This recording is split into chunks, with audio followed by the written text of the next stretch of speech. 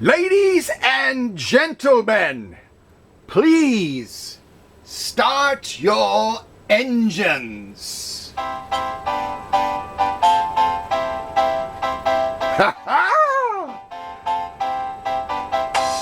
I love this part.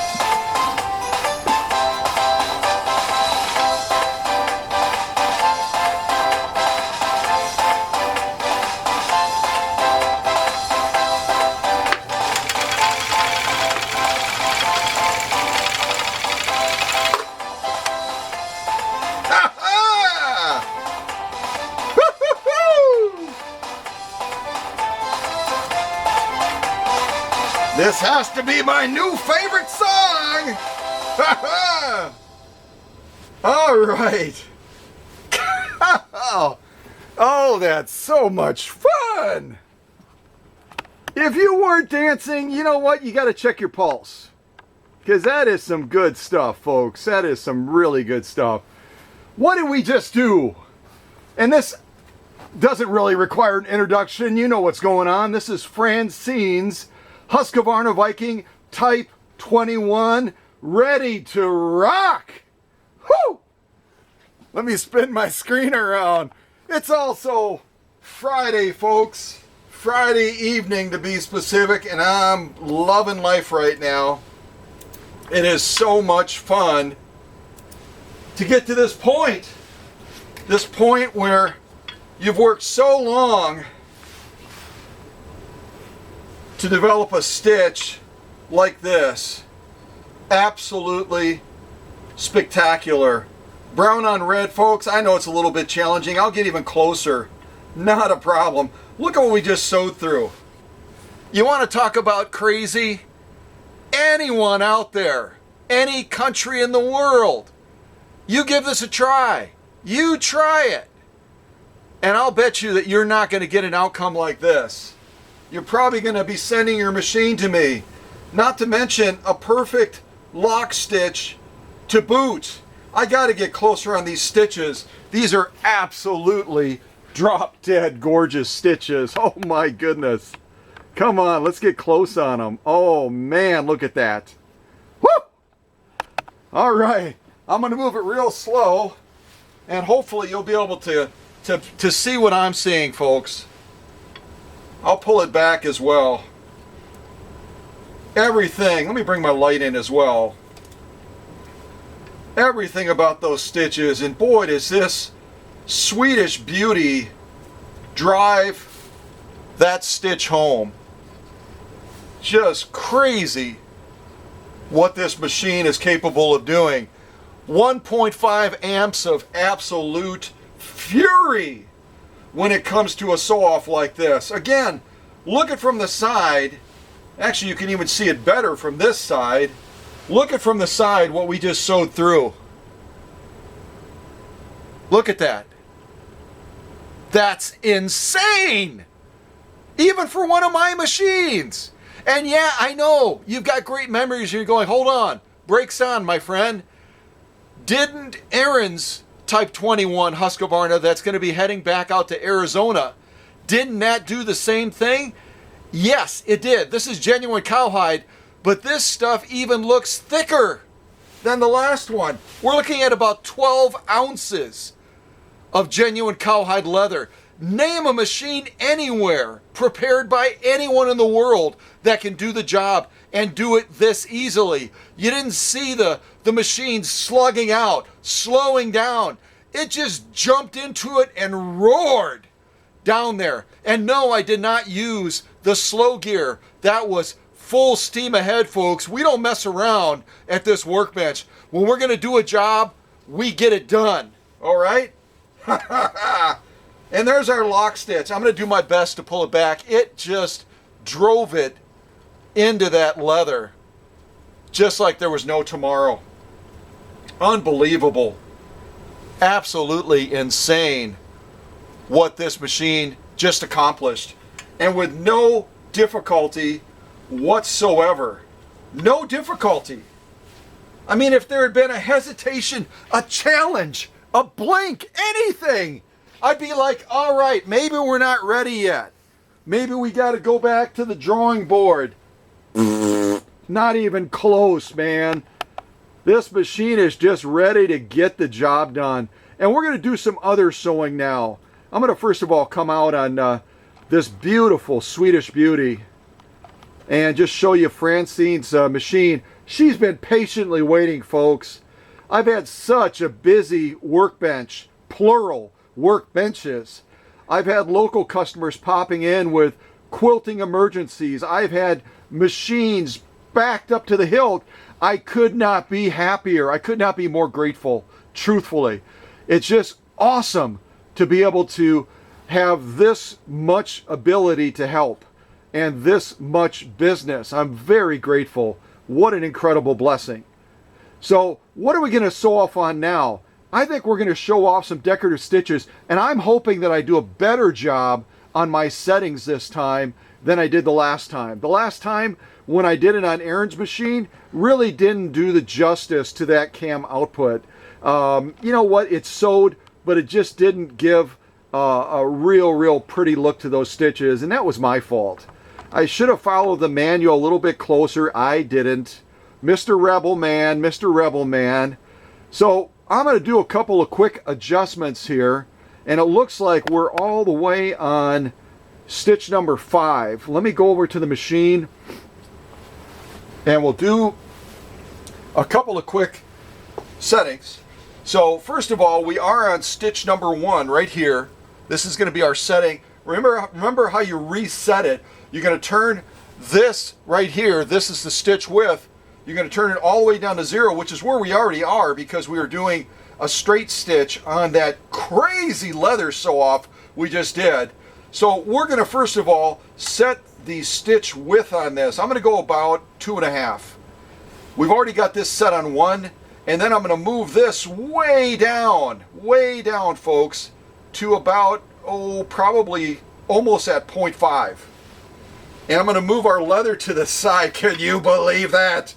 Holy mackerel, that is nuts!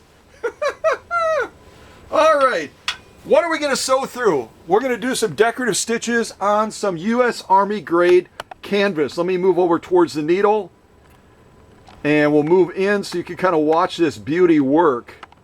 So much fun to watch this machine go through material. It just does it with so much ease. It's kooky. All right. So we've got stitch number 1 set. I'm going to slide this underneath the presser foot. Presser foot is down. All right. So first of all, again, I've got the right needle. I'll just leave it at that. All right, here we go. Stitch number 1. Oh, and I forgot to mention, we have cam A in the back of Francine's machine. Remember, Aaron's we had cam C. This is cam A. I like these stitches a little bit better. And Aaron has cam A as well. I just didn't choose it. So, all right, now you're going to be able to see some cam A output. Here we go.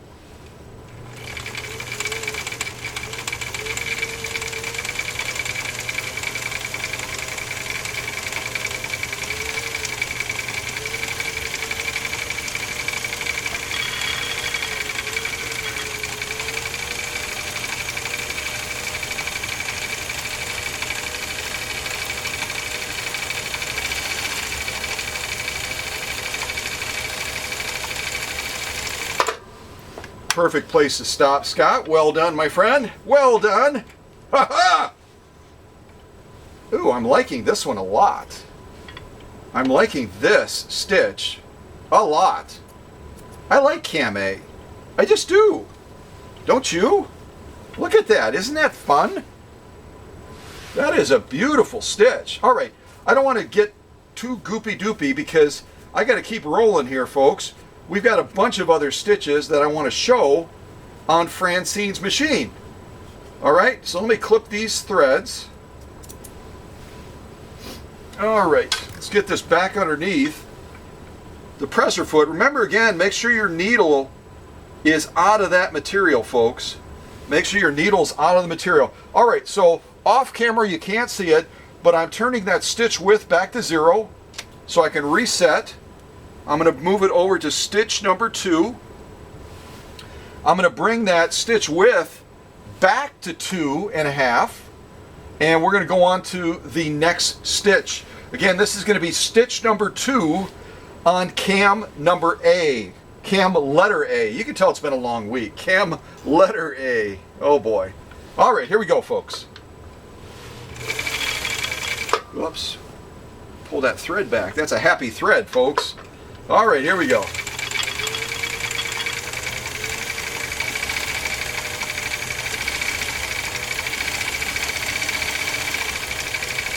Yes, I've got a heavy foot today. It's Friday. Ha ha ha!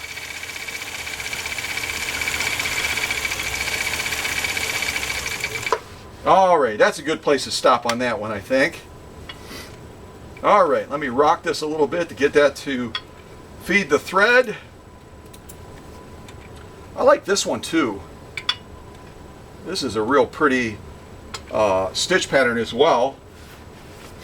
I don't know if you can see it or not in the camera. This one right here, this was number 1 we did. This is number 2. Really pretty. I like that a lot. Imagine that on the edge of a quilt or on an applique. That would be smoking cool. All right. So let me get my threads, make sure my threads are underneath, get this back lined up again. There we go. All right, I'm going to reset the stitch width again to 0. Now I'm going to go on to stitch number 3. I'm going to reset my stitch width at 2.5. And here we go, folks. This is again stitch number 3 on cam A. Notice I didn't say cam number A that time. All right, here we go. Let's get that all the way up. There we go.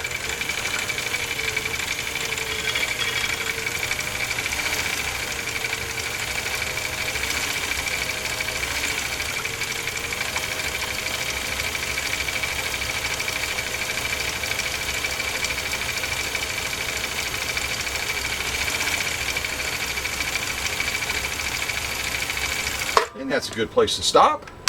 All right, presser foot is up. I'm going to go ahead and pull that thread a little bit. Get this clipped, and I'll give you a quick glimpse of stitch number 3 that we just did. It's this one right here. So that's stitch number 3, 2, 1. Beautiful stitches, gorgeous. I really like cam A a lot. I'm kind of wishing that I had done cam A on Aaron's machine now, but that also, if I had done the settings better, that also had some real pretty stitches as well. All right, so I'm going to reset the stitch width, and I'm going to grab a tissue real quick. I don't think I'm getting sick. I hope I'm not. But all of this fighting old man winter and such has caught up with me a little bit. It's been a rough week in the negatives. I think we got about 10 to 12 inches of snow, so no excuses, but I've got a little bit of a drippy nose. So, all right, so we reset the stitch width to 0. I'm going to go from stitch number 3 now to stitch number 4, and I'm going to reset the stitch width at 2.5. And here we go, folks. Make sure my needle is in the highest position, and let's roll.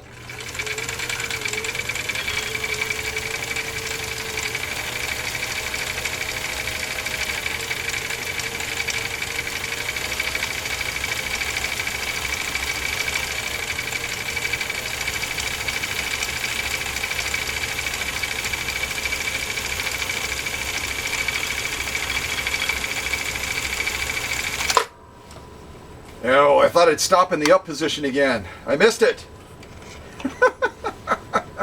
All right, let me clip these threads and I'll show you this stitch as well.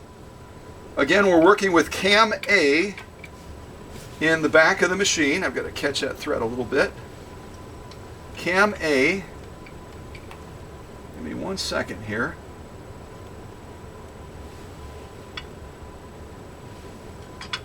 There we go. My thread is kind of moved around a little bit. Like I said, it's Friday. It's got to be really happy. All right. So this, again, is going to be stitch 4 on top. I should probably hold them like this, shouldn't I? This is going to be stitch 4, stitch 3, stitch 2, and finally stitch 1, the first one we did. So we have one more stitch to do. We're going to do stitch 5 on cam A, okay? Let me get this underneath the presser foot, get it lined up. And then what are we going to do next? Sorry, a little bit louder. Yes, absolutely. We're going to turn our stitch width down to 0 to reset. We're going to move our selector to stitch 5. Then we're going to move our stitch width back to 2.5.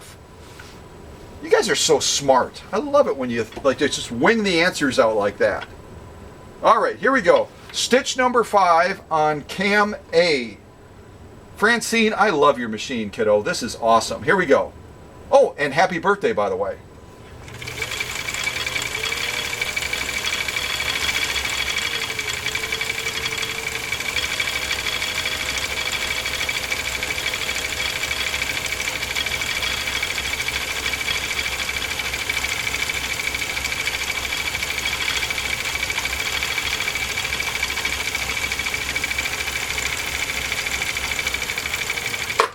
Oh, almost got it in the up position. I was so close.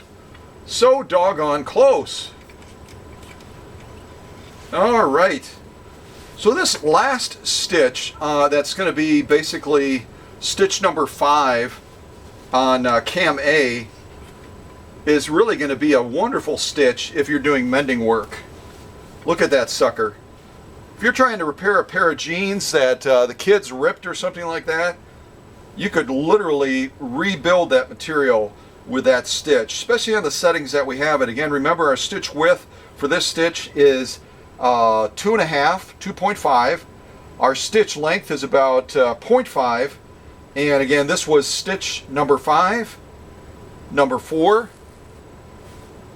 3, 2, and all the way on the bottom is stitch number 1. Beautiful cam output on cam A. Again, if I had done a better job of doing settings on Erin's machine, no doubt they would have looked even sharper like this. Her machine's identical basically to Francine's. They're both from the 1950s. They're both Type 21s, 1.5 amp motors. Spectacular, spectacular machines. So I'm going to zoom in a little bit closer. Let me see if I can. I'm seeing if there's any way. Probably I should just do this. It's going to be the easiest way, isn't it? I'm going to move our leather back over as well. We might do one more stitch off. I'm not sure. I'm not sure if we'll have time to do that or not. We are about almost 20 minutes into this video, which isn't too bad. You already know I like talking. What kind of act am I putting on? All right. So there's our 2 layers of U.S. Army grade canvas. You can see stitch number 1 that we did. Right above it, stitch number 2. Again, we're looking at cam A.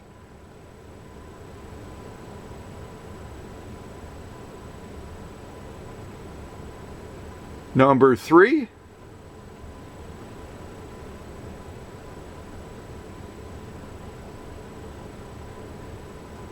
Number 4.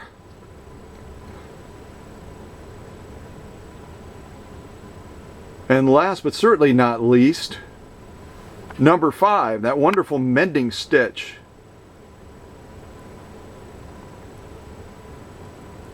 So what do you think? Is Francine's machine ready to head out towards California? Yeah, I think so. There's our leather that we went through. My focus is doing something really crazy. There we go. There's our 3 layers. Same thing that Aaron's machine did. This is actually a better angle for those stitches, isn't it? Look at those. The spacing, the formation. Absolutely spectacular job. Wow, I'm really good at this. Well, I'm good at repairing and restoring machines, maybe not as good at camera work. If we really take this to a new level and someone wants to be my camera person, I'm open to it. I'm totally open to it, because it is not necessarily one of my strong points, but I try hard, don't I? All right, so you saw the stitches on that. We might just do one more stitch off for kicks and giggles. I'm going to move these to the side. And I haven't done denim for a while. This is genuine heavy grade denim. It's actually the kind of stuff that your kids might be wearing on their jeans through the summer and such, and rubbing those holes through it. So we're not going to do anything spectacular per se. I'm trying to think of which stitch we should do. Maybe I'll just do just a straight stitch. I think we'll go back to a straight stitch just to finish this off, and maybe I'll goof around a little bit in doing it. So I move my settings back to 0 on stitch width. I move my stitch length down to 4, and I'm going to slide, what am I doing, 2 layers. Why don't we fold that again and make it at least 4 layers. Still not even a challenge for this Husqvarna. All right, presser foot is down. Let me move that over a little bit. I'll see if I can cheat a turn at the end, and then we can race to the finish, just for fun. All right, so here we go. Standard straight stitch. We're set on 4, stitch width at 0. Let's get this done, folks. Here we go.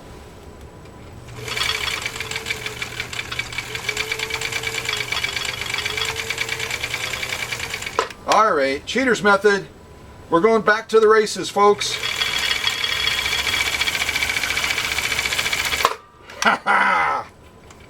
I couldn't help myself. I've been so good the whole video. All right, quick thread clip.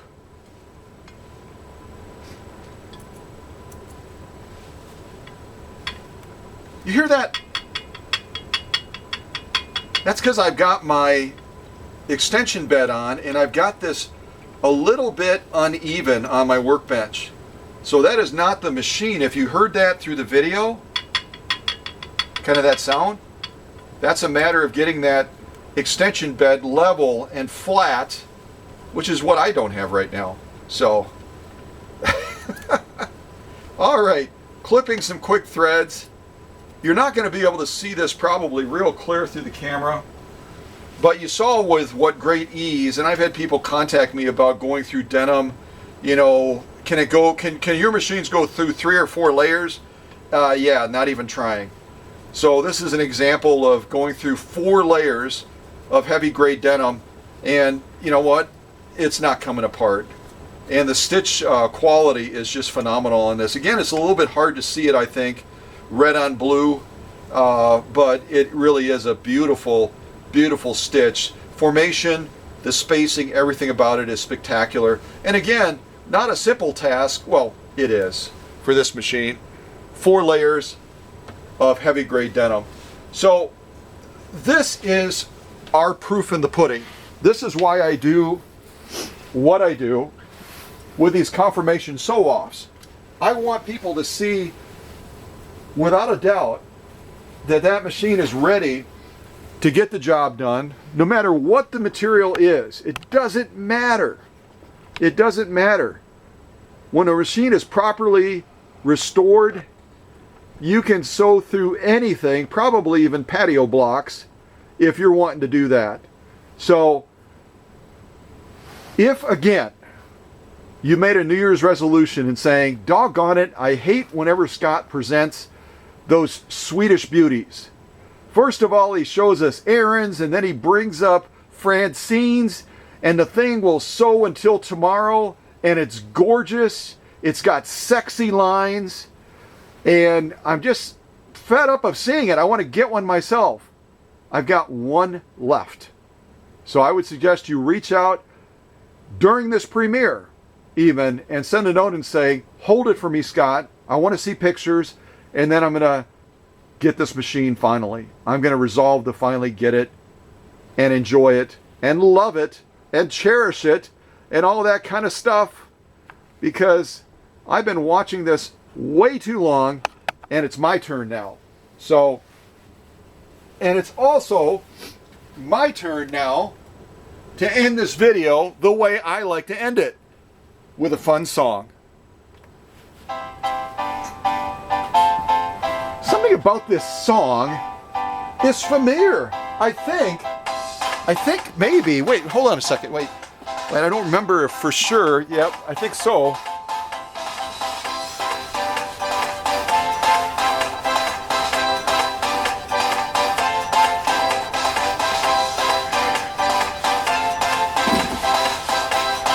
All right, I'll let you look at the machine.